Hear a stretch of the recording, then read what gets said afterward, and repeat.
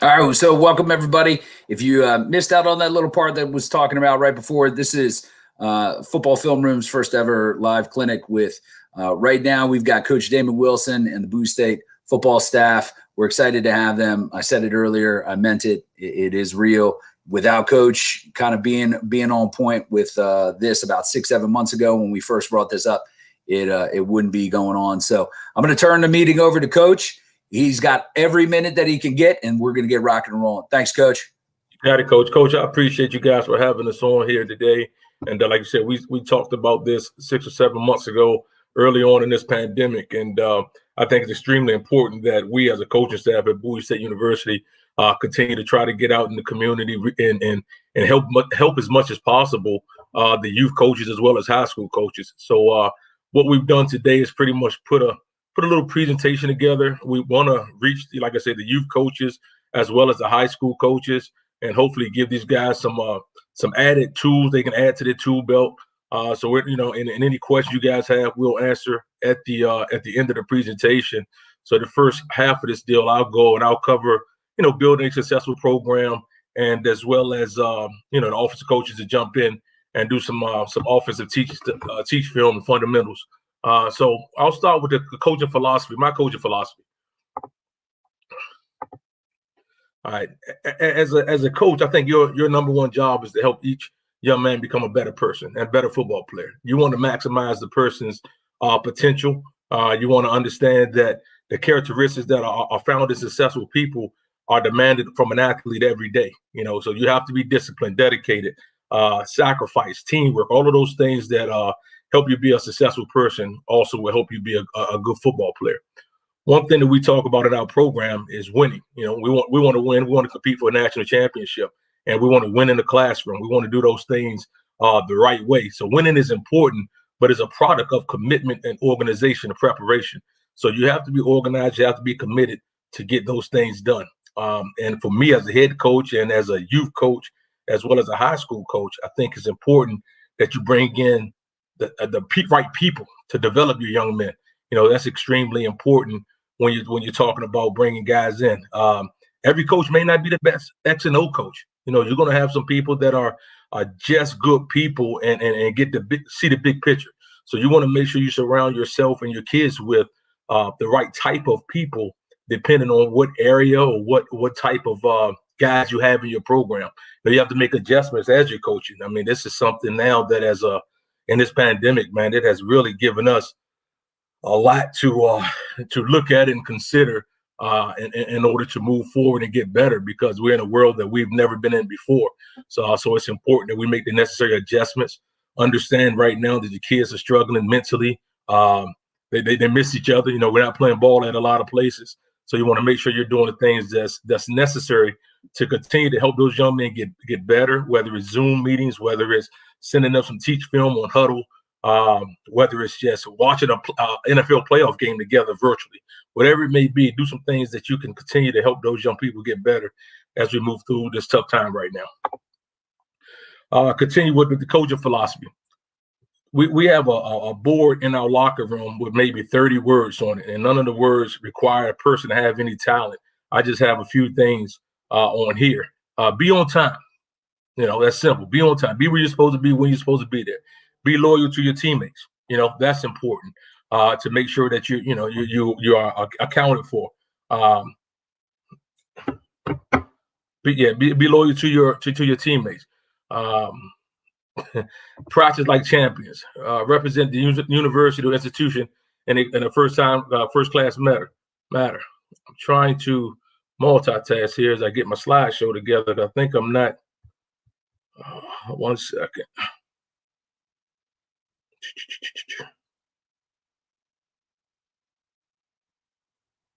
Okay, I don't see it.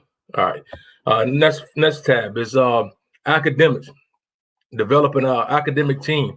So one thing that we do at Bowie State is we have pretty much 2 coaches responsible for each classification. Meaning, we have 2 coaches responsible for the freshmen, 2 coaches responsible for the sophomores, juniors, and so on. You can do the same things at the high school level. You can now, as a head coach, make sure your other coaches understand the importance of academics. and involvement. One thing that we also do, guys want to wear certain jersey numbers. So hey, you may put a GPA requirement on that jersey number. So for example, a kid want to wear number one, that kid want to wear number one, that person might have to have a 3.0 GPA to wear number one. That's something that we do. I think I got it right now on my slideshow. I had some issues with sharing my slide, but I think I got it right now. Study hall. I'm not a big team study hall guy, but I think it's important at the high school level for you to be able to bring everybody together because of time restrictions. Bring everybody together, have a little study hall maybe before practice or workout or something. Once again, just to show that you understand the importance of academics. This is one thing that we're running into at the college level. Guys not registered for the eligibility center. Make sure that the student athletes are registered for the eligibility center, as well as educate them on NCAA requirements. What test score you must have. What's your core? How many core courses you must pass? What are core courses? Take time out. When we take time out to lift weights, run sprints, and everything else, let's take a day just to make sure that's done. A kid can't take a visit to a college without having certain things done, and being registered for the eligibility center is one of those things. So I think that's extremely important. Once again, we're going to try to talk to the youth coaches as well as the high school coaches throughout this presentation. So hopefully you guys are able to get some of this information and run with it. Discipline in the program. I do not have a lot of team rules or rules, if you will. But one thing that I learned early on in my coaching career is you want to deal with each offense separately. You don't want to, hey, if you do this, that happens, because other factors play into it. You don't want to put yourself in a jam where you've already made a statement or stance that this equals that. You want to make sure you deal with each offense differently, and you want to make sure that you involve your coaching staff when you do this. Now, of course, if you have a situation where a young person does something that's detrimental, is going to put the community or the university at risk, then you must handle that and get your administration involved and that sort of thing. But all in all, when you're dealing with today's youth, you want to make sure you can teach them as much as possible without necessarily throwing them under the bus. They like champions. Day one, create a championship atmosphere, guys. I don't care where you. If you're in the Boys and Girls Club, once again, Pop Warner, create that championship atmosphere. You could be 0-10 and 1 year, the next year you bounce right back just because of the mindset. So you want to make sure these guys are feeling like champions. You're treating them like champions, whether it's the uniform, whether it's the water bottle, whatever it may be, whatever you think that's important to these kids, you want to make sure that you treat them like champions. Have a disciplined attacking style offense and defense. Develop a solid point-producing special teams unit. Consistently challenge the team to go to the next level. Set the goals high. Like I said, every year we're talking about winning the national championship. That's our goal. That we're not going to deviate from that plan at all. We fell a little short last couple of years in the playoffs. However, that's still our goal. So we must do the things at the end of the season to kind of close that gap up a little bit. But we never want to come in the season, hey, we just want to win a game, or we just want you want to set the goal high, man. I don't care how much talent you think you may have. You do not want to minimize the reality of what you guys trying to get done each season. Here's a place where I think is really important. I think this helps us, separates us from other staffs as well as other people. We want to know something personal about our players. Each person in my program, I want to know something special about that person, whether it's a family trait, whether it's something that happened to that person in elementary school, whether it's something that can possibly motivate that kid moving down the line from his experience early in life. So I want to know something special. Identify the best tutoring format for that particular student. I talked about group study hall. I have some guys now that don't do well in group learning environments. So you got to make sure that you do make the necessary adjustments to get the desired outcome, when it's all said and done. Another thing that we put together was the Big Brother program. So if I'm a high school coach and I have some seniors in my program, varsity and JV typically don't, interact once the season gets going. But how can you have a senior possibly mentor a freshman? How can you have a junior possibly mentor a sophomore? try to mix and mingle some of those guys. And we do it by major at Bowie State. So we may have a guy that's a criminal justice major that's in the senior year. We got an incoming freshman that wants to be a criminal justice major. We'll set those guys up as a big brother program. And we also do what we call a rookie symposium. So I have a character development coach that comes in at the beginning of every year, speak to our kids about social media, about different things that they may be challenged with or faced with on the college campus. You guys can do the same. Bring guest speakers in. We're football coaches. We're not masters of everything. So bring guys in that have different skill sets. So at the end of the day, your students can get the most out of that particular year, particular season, and something you can build on every year. I think that's extremely important. So when they come in for us, once again, our character development coach, he'll speak to all the incoming players, whether it's transfers, whether it's freshmen, and in that rookie symposium. Then a sophomore year, we have another part of that program. Junior year, we have another part of that program. And senior year, that's when we're dealing with, internships, life after football. Once you're going to when you graduate, post-graduation ideas, suggestions, recommendations to make sure these guys are equipped for when they walk across the stage. Along with that, we have community service events that we like to do. Community service, yes, is giving back to the community, but it also is giving the students an opportunity to learn things they like to do. A lot of times your student athletes been working out all summer. They've been doing everything you've been asking them to do. But we talk building their portfolio, building their they're putting tools in their tool belt. They don't have experience a lot of things. So I think community service gives us another opportunity to get out in the community and help the students realize, okay, I like this. We went to a hospital to read to some kids. Hey, I like that atmosphere in the hospital. I want to like to do something in the hospital, whatever it may be. So I think those things are important as well. Back to discipline, uniform discipline and action will be taken for the following behaviors. That's something I'm gonna skip because I talked about a little bit earlier. This is what I want to hit on. Discipline, and this is something that you get the team to really buy into. And one year I think we were real talented, but I think we were up in the top 2, top 3 in penalties in the conference, and that's something that really stood out to me. And I came back. We had more pass interference calls. We had more offsides calls. That was something that really hurt us, and I think we had a talented team, so we had to make some adjustments as a coaching staff. In my opinion, disciplined teams have fewer penalties. They do the right things. That's off the field. On the field, they don't finish at the finish line. They go past the finish line. Give grade A effort.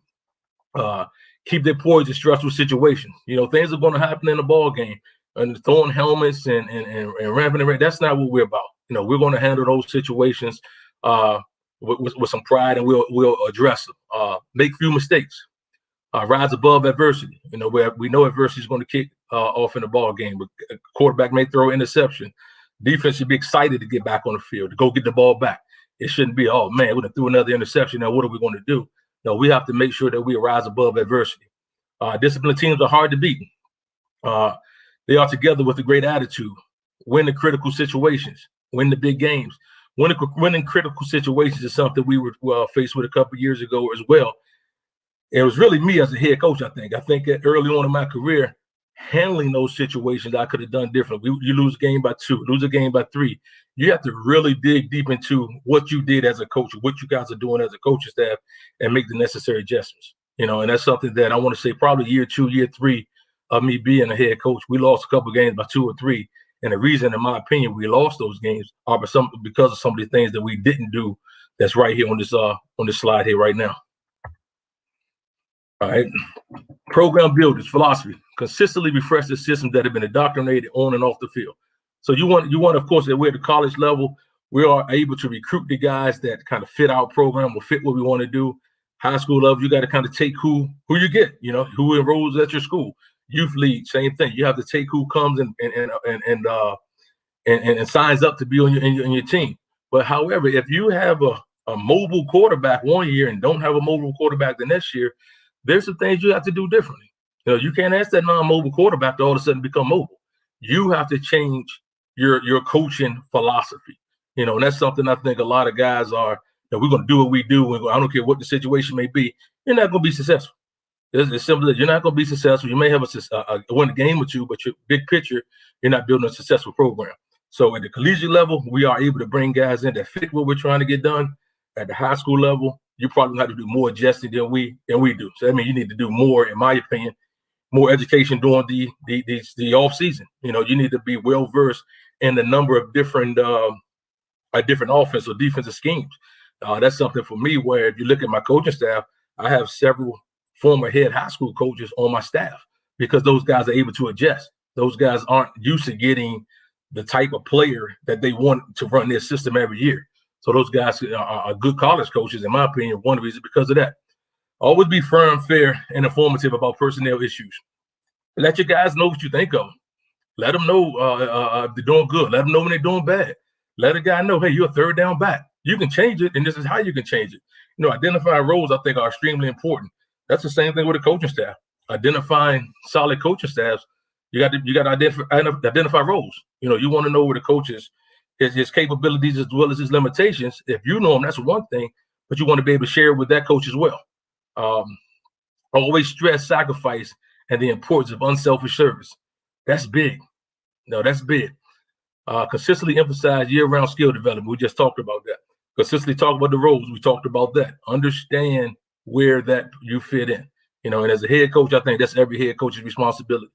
There's nobody on your coaching staff, nobody in your program as a player should try to wonder what the coach is thinking about them. I think, and that leads down to the coordinators as well. If you tell that kid that, hey, this is my opinion of you, I mean, if the kid doesn't like that, to give that kid the ammunition to change what you think about him. Just don't say, hey, I don't like you because of this, or I don't like the way you do that. Give them some information that they can take back with them and make the decision that they want to get better or change their role in the program. Player-coach relationship. This is extremely important, definitely with social media and everything else right now. Just have a understanding of where the kid comes from. Understand the kid's background. For us, it's important, once again, at the collegiate level because, you know, we may have kids that are first-generation college students. You know, so he may be able to go home and not be able to have a college conversation. No one in the house has gone to college.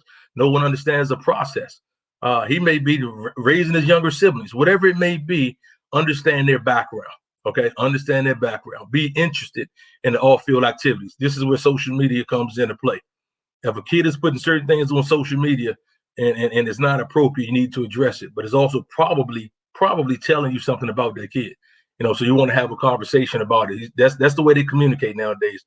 You can call a kid, he doesn't answer the phone. You can text him, he doesn't text you back.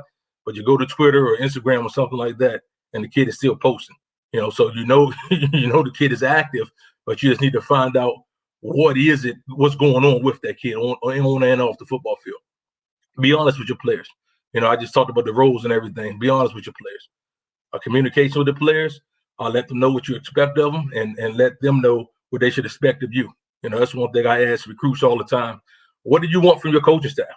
A lot of the time, these guys don't know. As a high school coach, that's something that you can start educating your kids on now, on questions to ask, or things to look for.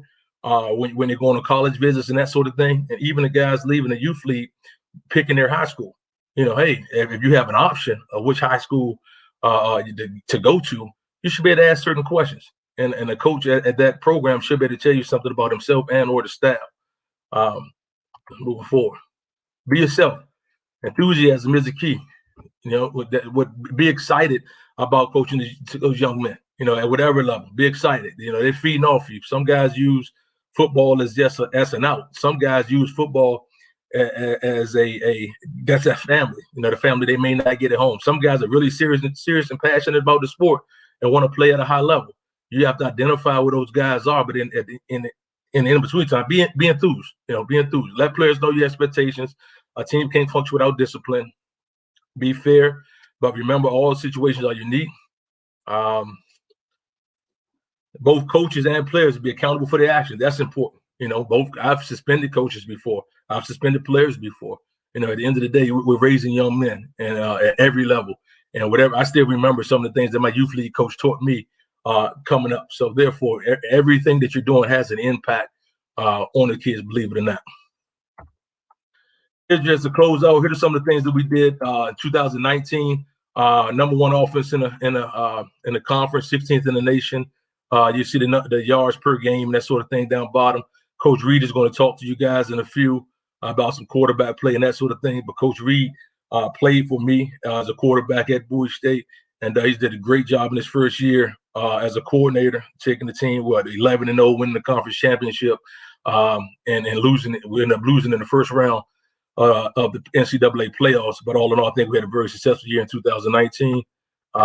Defensively, Coach Sewell, who's been with me for a while as a coordinator, you see where we ended up in the nation with some of the statistical categories, with interceptions, sacks, tackles for loss, defensive TDs, scoring, defense. That says a lot, man. There are roughly about 100 and I want to say 30 or 40, 130 Division II football programs. And anytime you're in the top 5, top 10 in some of those categories, that's extremely important. And we're doing this with guys that you're coaching. To be quite honest with you, we're doing this with the DC, Maryland roster, and it's extremely important that we continue to push forward with these guys. So it's important for us to make sure that you guys we're all in line. We're all in line. We know you're going to teach you guys, your guys, some good football. We're going to care about you guys in the recruiting process and help them guys graduate down the line. Here's my contact information. If you have any questions, feel free to shoot me an email, phone number. And like I said, we'll have question and answer after this segment with the other offensive coaches. But I just want to give you my information for anything down the line that we can possibly do for you at Bowie State University. I appreciate you guys' time this morning. And I think we're going to turn this thing over to either Coach Redicks or Coach Reed. But I appreciate it.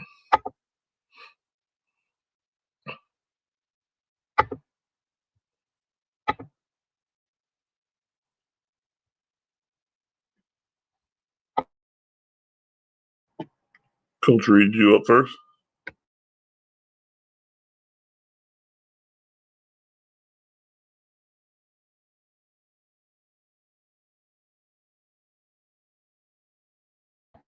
Yeah, I'm here. I'm just trying to can you see my screen? Can you guys see my screen? Yes. Okay. And you probably want to hit that slide button at the bottom that might blow it up a little bit. Yeah, I did. Okay. All right. How you guys doing? I'm Tyrae Reed, offensive coordinator at Bowie State. And I just want to talk to you guys about the role of the quarterback. Originally, my topic was going to be quarterback fundamentals, and I had to break it down, even further because I wanted to make sure that it was something that everybody could get something out of at every level. And when I talk about quarterback play, quarterback is the most important position, and it starts there, and it starts at the earliest age. Whether it's 5-7 flag all the way up to the pros. Quarterback is the most important position on the field. So I just kind of want to break it down and talk about some of my thoughts on the position and some of the key things that make a quarterback successful. All right. So first and foremost, quarterback position is the most unique in all the sport. All right. You have as much to do with team success as any one person on a team. Much goes upon your shoulders. The credit goes to you when you win, and the blame when you lose. All right. So when you have a quarterback, you have to have somebody with tough skin, somebody who's willing to accept what comes with playing the position. Somebody who likes to be coached, and somebody who also can deal with criticism. It may come from the coaching staff. It may come from people on campus. It could be family members, but somebody who's okay with hearing things about themselves and use it as motivation, or just kind of let it roll off their back. While this is not always accurate, it must be understood that this is a special position. All right. The ability to control an offense will have a big effect on your team's success. All right. So when you talk about tempo, everything, whatever your offense is, the quarterback has to know it like the back of his hand, have to be able to execute and run it efficiently. All right. It requires a lot to play quarterback, right? But it's also exciting and rewarding. Quarterback is going to be on the poster. Quarterback is going to, get all of the praise when you win. You have success offensively. Usually, conference player of the year goes to a quarterback. Usually NFL MVP goes to a quarterback. Usually team MVP goes to a quarterback if they're playing well. So that's what comes with it when you have success. But on the flip side, if you don't play well or if the team offensively isn't having success, then criticism comes with that as well. And that's just something that you have to accept.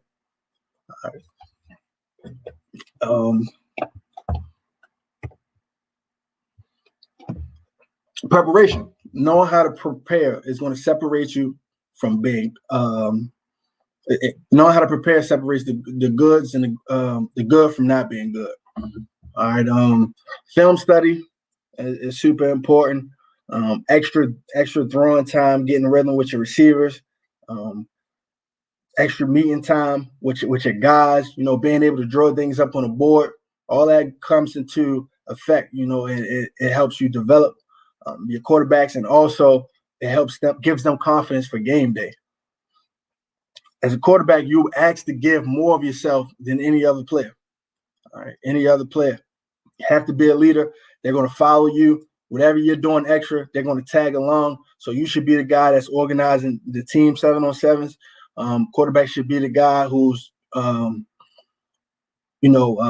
type of off the field activity should be the first guy there, last guy to leave. And the team is normally as good as your quarterback. The team is going to be just as good as your quarterback because that's your main guy. Everything runs through him. He's an extension of the coach on the field, and a great deal of time will be spent in the following areas. All right, watching tape. All right, there's no way that you can watch enough film. No way you can watch enough film. All right, like I said, on game day, knowing exactly what the defense is going to do is going to give that person confidence. And there is no age limit on watching film. I don't want people to think, okay, we're a youth organization and we can't watch film. If you're recording the games, make sure that guy's in there watching film. And the things that you start out with at a young age are going to dictate the way the rest of his career are going to go. So if you're watching film with a kid at 6-7 years old, teaching them defensive recognition, fronts, coverages, over time, he'll understand it better. And as things get more and more complex, he'll be up to speed with the curve of the game because, defenses are constantly changing. People are always throwing wrinkles and curves, into defenses and trying to, stop offenses and give offensive guys a hard time. So just making sure that, guys kind of start, as early as possible with, watching film, I think is very important. It's also a way to know strengths and weaknesses.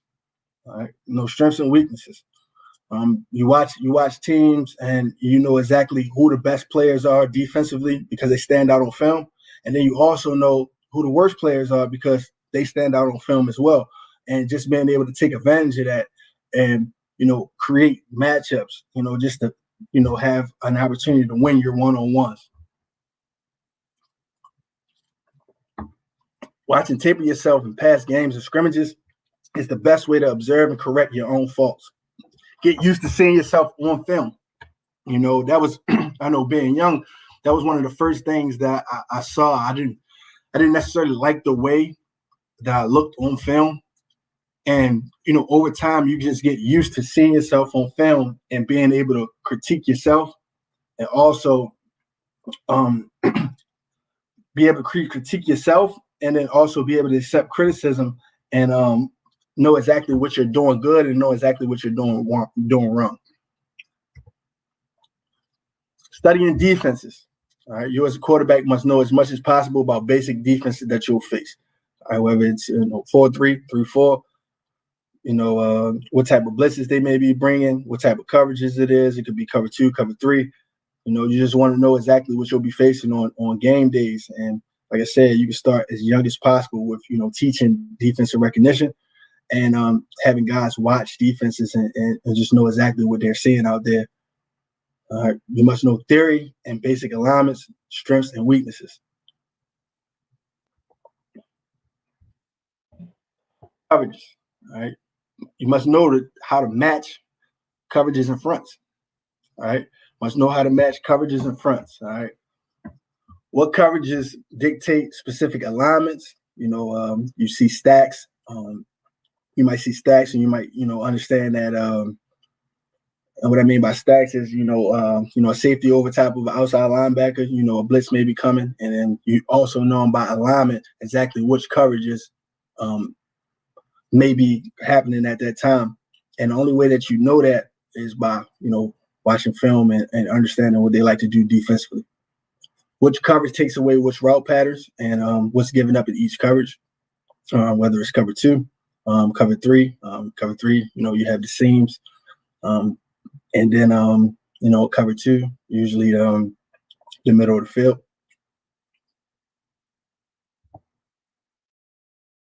Learning the mechanical skills. You must be adept in the fundamental skills of your position. All right, must be adept in the fundamental skills of your position. That's extra footwork, working on ball exchanges, ball fakes, carrying out your reads, whether you're a zone read team. All of those things are important, and the things that you should work on every single day. I know some people probably don't coach it up as much as I would like, because at the end of the day, those little things matter. And when you go back and you watch film, if the quarterback is being lazy with his ball fakes and his footwork, those things tend to carry over to other parts of the game as well. All right, when you know your technique well enough to teach it to others, then you know it well enough. One thing I like to do is, I like to put my guys on the board. All right, and I like for them to be able to teach me plays, all right, and then be able to defend it. So like an if-then situation. You put it up on the board, and I say, what if this happens as far as a blitz? Have to understand pass protection. Have to understand how they're going to get to an open receiver, going through that progression based on different coverages as well. Knowing the offense. You must know plays inside and out. You must know routes and adjustments, total backfield action, and the basic blocking designs of each play. All right, so especially in our offense, a quarterback has to know, pass protection. Sometimes he may set his own protection, but he's also out there, declaring mics, because it's important, for a quarterback to stay upright.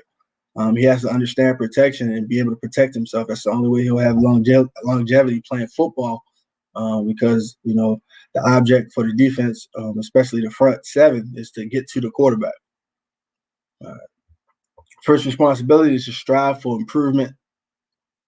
You never stay the same from day to day. You're either getting better or you're getting worse. As simple as possible. All right, if you can focus on improving daily, everything else will take care of itself. All right, there are 4 major areas that you can work on, and that'll separate the good QBs from the great ones. Intangibles, decision making, fundamentals and mechanics, and defensive recognition. All right. In any offense, quarterback's job is to move the ball and score points. All right. You win football games by having more points than the other person. Several key ingredients to produce the bottom line and move the football. All right. All of which of the areas can be improved and worked on as long as they're emphasized and you put in the work. All right. Completions are the bottom line. All right. Completions are the bottom line. Quarterback's job is to make positive yards on every play. All right. Find completions that will maximize yards gained on any play. All right. It does not matter what the down and distance is. All right. We want to make sure that we're always taking, a profit. And can never go broke. Taking a profit. And knowing when to gamble and when not to gamble, and throwing catchable balls. All right. Common sense. Know when to take calculated risk. All right. In a situation where, first and second down, we might be able to take a shot. But if we have third and short, we don't want you throwing a 50-yard goal ball. That's common sense. But you don't learn that. You don't learn that, just going out there playing. You have to be taught that. Adjust to what's happening on the field. Right, we're up tempo team, or if you have an up tempo offense, understanding when the defense is tired, understanding sense of urgency. You know, when momentum swings your way, you know, when to take advantage of that. Right, be aware of game conditions and situations, weather. You know, whether it's having gloves on, in order for you to be successful. Also, maybe having a towel just to keep your hands dry if we have rain. And how those things may affect you and how you play. Anticipation. All right, you got to be able to feel the openings in the zone before they happen. Anticipate a defensive reaction from film study. So back to film, I'm knowing what the defense is going to do before they do it, just by alignment and just from seeing them on film. Instincts. All right, be a football player. One of the best quarterbacks that ever played is Brett Favre, in my opinion. And Brett Favre is one of those guys who was just a good football player. You know, he enjoyed playing the game, and you could tell his passion for the game, but he played the game like a kid. And that's the type of guy that you want. You want a guy that's out there trying to compete. You want a guy that's going to go out there and give his all for his teammates. And that's the type of guy that guys follow. Right. Know the type of throws that's needed in every situation. All right, whether it's online ball, level 1, level 2 throw, or level 3 throw, putting it out there trying to, hit the home run. Trust the instincts that you have developed over the years playing the game. All right, so back to common sense, knowing your role, knowing situational football, knowing when to take a shot, knowing when not to. If you're a clutch player, sometimes in certain situations, quarterbacks have to keep the ball in their hands in order to make that clutch play, and trusting yourself and knowing that you're prepared for that moment. All right, taking care of the football.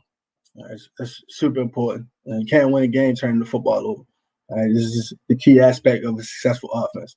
All right, QB has the biggest role in preventing turnovers. All right, biggest role in preventing turnovers. All right, knowing when to throw the ball away, not being super risky with the ball. All right, and low turnover margin wins games. All right, that's a proven fact. All right, quarterback has to know, and we always set goals at the beginning of the season, just talking about touchdown to interception ratio, and setting it out for ourselves, exactly how many yards we want to throw for, and completion percentages as well. And that's it. If I have any questions or comments, feel free to let me know. And if you're interested in this PowerPoint, I can have it sent over to you, or just send me your email. My email is simple. It's T-Reed, R-E-I-D, T-R-E-I-D at bowiestate.edu. Just email me, and I'll send you a copy of this PowerPoint.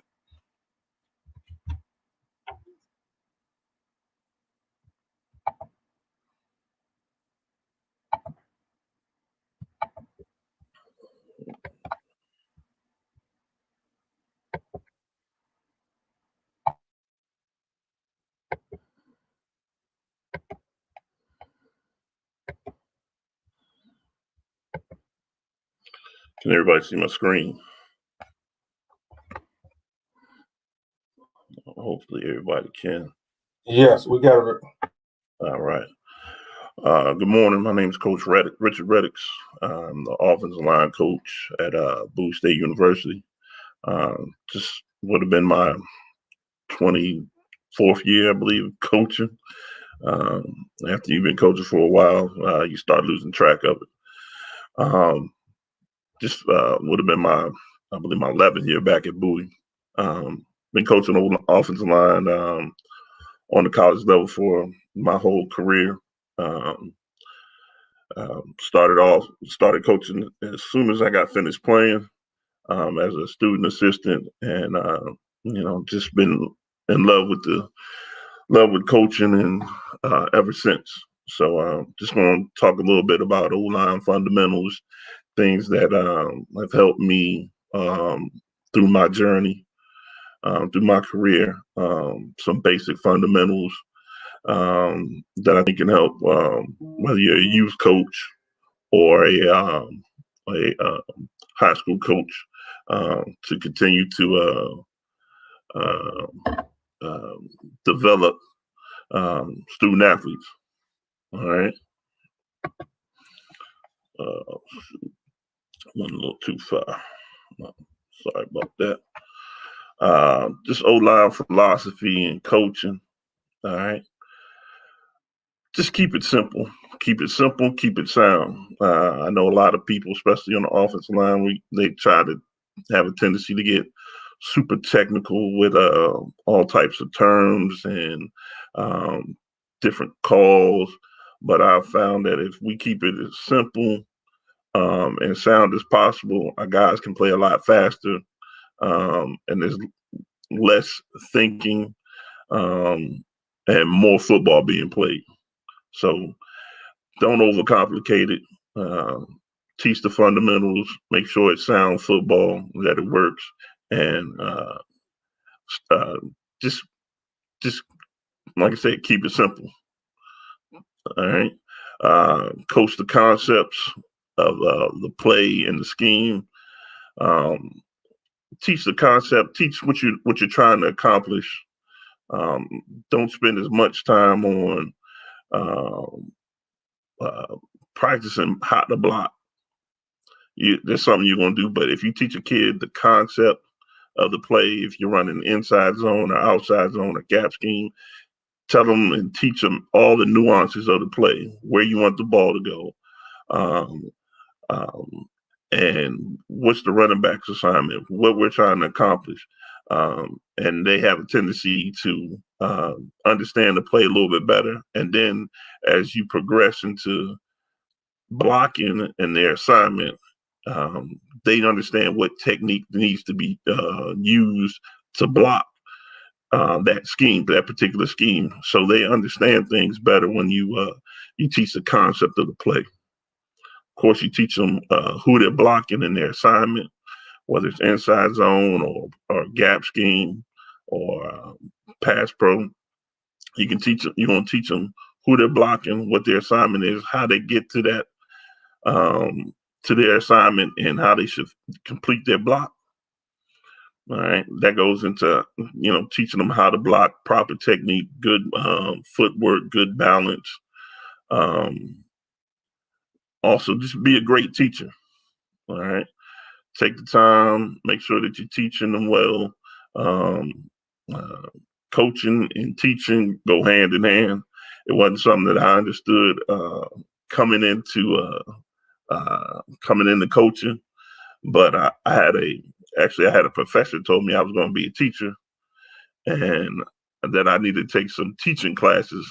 And lo and behold, coaching and teaching go right together. So you got to be a great teacher. You got to be able to take things, break it down, simplify it, teach the kids exactly what you're trying to get them to do.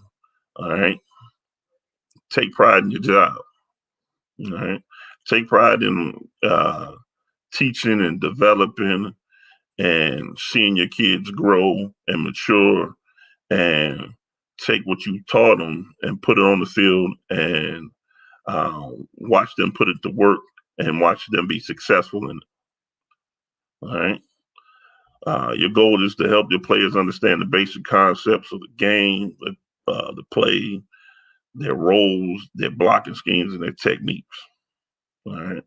And Coach Wilson touched on this earlier about being positive, just positive reinforcements for your kids. Especially the O-line, they get a lot of heat. We get a lot of heat. All right. We got to have thick skin. All right. But you got to be there for them to positively reinforce that they're doing the right thing. All right. Even sometimes when they did the wrong thing. All right. You got to positively reinforce what they're doing. Mm-hmm. Offensive line qualities. All right. Now this goes for everybody. You have to know what your style and your philosophy and your system is. Are you a spread team, wing team, or your pro team? And then you got to understand, all right, what type of guy you're looking for. All right, for that. Now, for the youth coaches, it's a little bit different. Usually you take your biggest guy and, you make him an offensive lineman. But just through my experience, like I have a 17-year-old son. This kid started off playing nose tackle because he was the biggest kid. But now he's in high school. He's a cornerback and a running back. So your big guys aren't always going to stay that way. So it's kind of hard for the youth guys to really get into the fundamentals of teaching the O-line because most kids don't want to play it. But you can find some kids who are big kids that want to play it, and you can teach them, and you can see the ability in them. All right, you're gonna be looking for kids who have toughness, are mentally and physically tough. All right, you got to be mentally tough to be an offensive lineman, because, like I said, a lot of people don't see everything that goes on. They see the quarterback get sacked. They just automatically blame the offensive line. They see a running back get tackled for a loss. They automatically blame the offensive line. Oh, they're not blocking. So you have to be mentally tough to deal with all that pressure, all right, from seeing a play not succeed. All right, to go out there and continue to work and continue to do it without getting that gratification that the skill guys get. All right. Of course, you got to be physically tough. All right. You're going to be banging heads play after play. All right. Series after series, quarter after quarter. All right. With little fanfare. All right. So you just got to be physically tough enough to deal with that role, that environment. All right. Got to have great feet. All right. Footwork, speed, and agility. All right. Those are things that you can teach also. You can get guys' footwork better. You can increase guys' speed. You can increase guys' agility through your practice, through your workouts, your conditioning. All right. But offensive linemen have to have good footwork. They don't have to be 4 or 5 guys speed-wise, but fast enough to get from point A to point B, the first level to the second level. All right. Agility. Agility is you're going to have to be agile enough to block a guy and stay engaged with the defender who's trying to get to the ball carrier, quarterback. So you need a guy who has that agility. All right. And that's going to look different in individual players. Some guys are going to be a little bit more agile. Some guys aren't.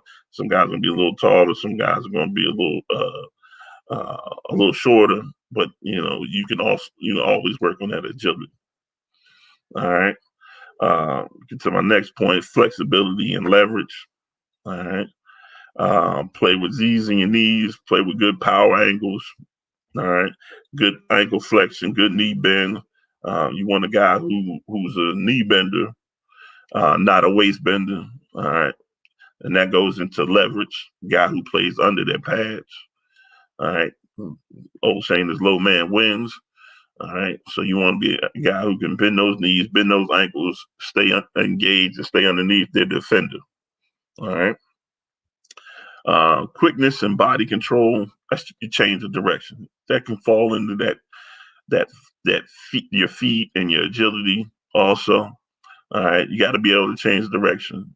Defender's going to give you a multitude of moves. All right. And you're going to have to be able to sit and move and sit down and change direction with them. All right. Staying engaged. All right. Looking for guys who are explosive and have great contact. All right. Quick off the ball, good hand placement, violent hands, violent explosion through the hips. Guys who are goes back to that physical toughness, who want to engage people, who want to get after it. All right. Strength. All right. Strong enough to win their battles. All right. Everybody's not going to be great in the weight room. All right, but there's football strength and there's physical strength. Some guys can get in the weight room and throw a lot of weight around. All right, and get out to the football field and can't transfer that. All right, I need you to be strong enough to win on the football field. All right, it's great if you're strong enough in the weight room and on the football field, but I need you to be strong enough and on the football field between those lines on every snap. All right, like coaching procedures. All right, make sure you build a good foundation. All right, I mean by that is make sure you're teaching those basics. Make sure that your teaching is rooted in sound football, sound schemes. All right, make sure you're coaching the winning edge. Like I said earlier, be simple, simplicity, consistency, and be stability. All right. Keep your stuff simple. Keep your stuff consistent. Don't change your stuff every week. All right. Try to be consistent with your guys up front. All right. That consistency, what they're seeing, what you're talking about, what your cues are for them. Make sure that they stay the same. All right. Because with those changes, if you constantly changing, they start to overthink things and they start to slow them down because they're sitting on the line of scrimmage and now they're like, oh, okay, well, last week I had to take this step.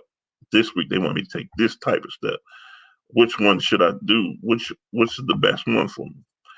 Like I said, keep it simple, keep it consistent, and let the guys play as fast as possible. All right. For us, we're a spread no huddle team, so we try to keep it as simple as possible for the guys up front. They have their base calls, and those don't change. All right. So when they get to the line of scrimmage and we're trying to get 90 snaps in the game, they can just go as quick as possible. All right. Repetition. All right. Keep practicing until it becomes a reflex. All right. Keep practicing those skills when you say we're running zone, they know their steps and it's a habit. And as soon as they hear the call, they know their steps and it's second nature. It's muscle memory. All right. Keep practicing those steps. Keep practicing that hat placement, that hand placement. Just until it's just natural for them. They can do it in their sleep. All right. Make sure you're coaching the little things, being disciplined, being committed. All right. Having pride in your position, your position group, playing with a lot of effort and playing with enthusiasm. All right. You got to be disciplined up front. You can be, you want to have some nastiness, of course, but you want to be disciplined that you're not creating just silly penalties like Coach Wilson was talking about earlier. You don't want to have a guy out there who's so undisciplined that they're getting 15-yard penalties for just being too out of control. So you want to be disciplined and within the system. All right. You want to be committed to making sure that we're successful. You want to take pride. Like I said, pride is something that's real big for me. All right. Pride in that group, pride in seeing us succeed. All right. Of course, your offensive line, so you're a unit. You got 5 guys who have to work together. So you have to take pride in each and every individual that everybody's putting their best effort forward and everybody's bringing that energy, that enthusiasm to that group. All right. Make sure you believe in what you're coaching. All right. Don't just be out there just coaching to be coaching. Believe wholeheartedly in everything that you're doing. If you're coaching wing T football, believe in that. If you're coaching down box, believe that what you tell them is the gospel. All right.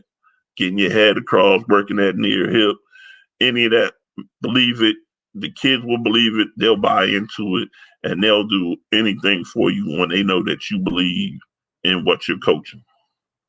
All right. And always have a practice plan. All right. Make sure you know what you're working on, what's the key things that you need to work on for that day. All right. Try to plan ahead, try to have a plan in place that you're going to come out and you're going to work on double team blocks, combo blocks today, and you need to work on this type of footwork and this type of hat placement. What plays you're running. Make sure you have a plan. Don't just go out there flying by the seat of your pants. The kids need that structure. All right, so they know that you're serious about it. All right. Some of the key O-line terms that we use, talking about just so guys understand a little bit more about football. All right. Play side, understanding where the ball is being run. Backside. All right. Backside is away from the play. You'd be surprised how many guys who don't understand, you're like, well, you have a backside this. They're like, what do you mean I'm on the backside? The play is going away from you, so you're on the backside. So make sure the guys understand that. LOS, line of scrimmage. All right, the point of attack. All right, the point of attack is where the landmark where the football is crossing the line of scrimmage. All right. Make sure you guys understand the defensive gaps. I probably should have put the defensive gaps. All right, your A gap, your B gap, so you can talk football with the guys. All right. Coming off the field, I need to know where guys are aligned. So I need to know where blitzes came from, so they can tell me. You see down here, fronts. All right, and tell me where the linebacker came. You just don't say, oh, the linebacker came by me. I want to know, did he come in the A gap? Did he come in the strong A gap, weak A gap, weak B? All right. So being able to make sure you guys can talk football, splits. All right. Everybody's splits are going to be different. Just so like I tell the guy, hey, getting a 2-foot split. Got some kids who look at me like, what that mean, coach? The space between you and the offensive lineman next to you. All right. Understand fronts. Being able to identify the down lineman and the linebacker alignments. All right. Everybody's a little bit different. Everybody calls it different things. But if we are teaching guys to recognize front early, all right, and the linebacker alignment early, the better they'll be when they get to college, whether they're playing at a community college, Division I school, Division II school, Division III. They'll be able to talk football and be able to communicate better. Understand the box, what the box is between tackle to tackle, tight end to tight end if we're in a double tight team. Just other things that, other terms that you use to discuss when you're talking schematics on the football field when the team comes off. How many guys are in the box? Coach, there's an 8-man box. There's a 9-man box, okay? I can then look at our offensive coordinator and tell them they playing a 9-man box. We got to throw this football. All right? Different type of things. Understand what a overhang is. Walked up defender on the end of the line of scrimmage. You'll be surprised, we talk, hey, we don't want to run the ball at the overhang. They're like, what's that, coach? What's an overhang? All right? That linebacker, that safety is rolled down. Now he's an overhang player. Okay. So they understand things. Understand the levels of the defense. First level, that's your defensive line. Your second level, your linebackers, and your third level, your secondary. A lot of guys don't even talk about third level when you talk about offensive line play. But I try to tell my tackles, especially we play with those guys in the 2-point stance a lot. So I'll tell them to tell me how many safeties they see up top. If they see one safety high, all right, they can try to anticipate some type of maybe some edge pressure, because now they playing one high. You may be able to see that safety now roll down and looking for something, so you can alert the quarterback. You can alert the rest of your linemen that we may need to slide and protect a little bit differently. All right, so just understanding some of the different terms. All right, for us, some of the basic footwork and steps that we use. All right, we're inside, outside gap scheme team, occasionally gap scheme. All right, but more inside, outside zone. Some of the steps that we utilize, and everybody's going to be a little bit different here with their terminology, but this is just some of the things that I do and I use. All right, lead step, upfield, right foot, left foot, lead step, base block, drive block.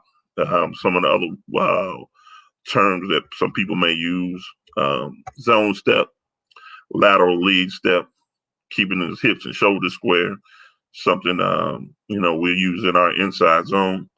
I use the term bucket step, something that we use on our outside zone. 45-degree angle depth and width step, opening the hips and shoulders. All right, we're not a big trap team, but we have putting trap in here a little bit more with some counter stuff. So just an open step, 90 degrees, open towards the sideline, pulling, maybe kicking out that last man on line of scrimmage. And then we are, like I said, we gap scheme, so we square pull. All right.